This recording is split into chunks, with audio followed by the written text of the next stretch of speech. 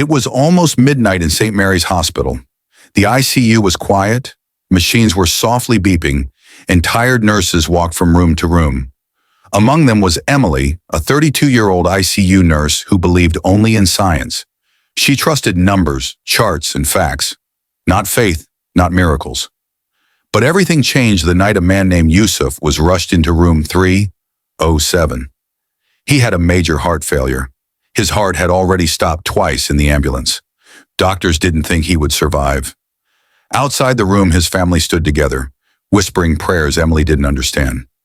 Ya Allah, please heal him. Emily kept watching Yusuf's daughter.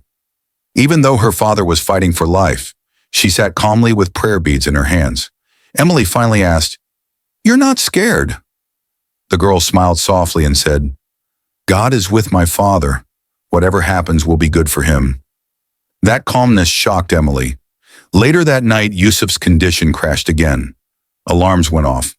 Doctors ran inside. It looked hopeless. But the daughter gently touched her father's arm and whispered, "God has power over everything." A moment later, the monitors changed.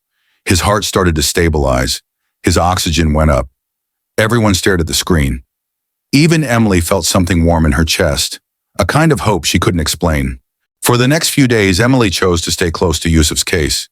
She told the team it was for care, but deep inside she knew it was something else. She was drawn to this family. They were calm, kind, and grateful for everything. They even brought dates and water for the nurses every day.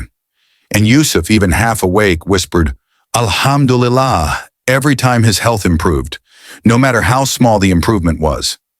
Emily finally asked the daughter, "How were you so calm when he almost died?" The daughter smiled.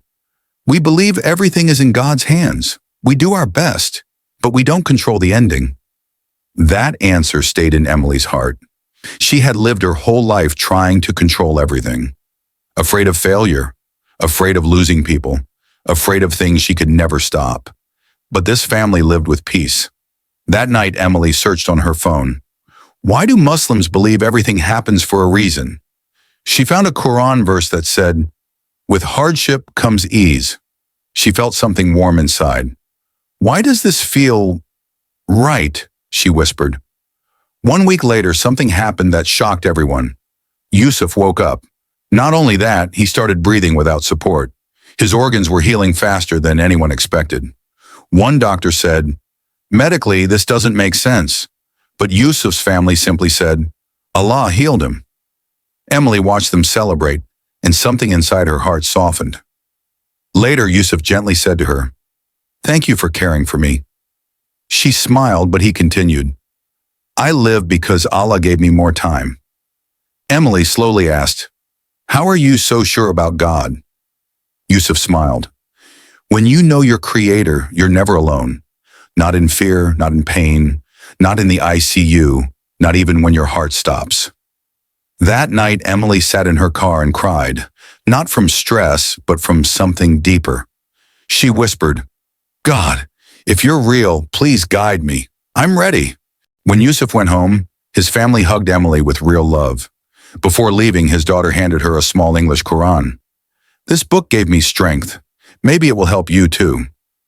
Emily held the book for days, but when she finally opened it, every page felt peaceful. The words were simple, comforting, and full of hope.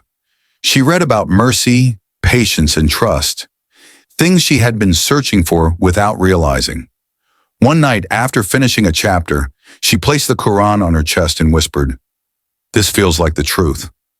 A week later, Emily walked into a small mosque. Tears fell from her eyes as she said her Shahada. For the first time in her life, she felt true peace, deep and calm. And her first prayer was simple. "God, thank you for guiding me through a place I thought only had pain, the ICU." If this story touched your heart, hit like, share it with someone who needs hope today, and subscribe for more emotional, life-changing stories. And tell me in the comments, what part inspired you the most?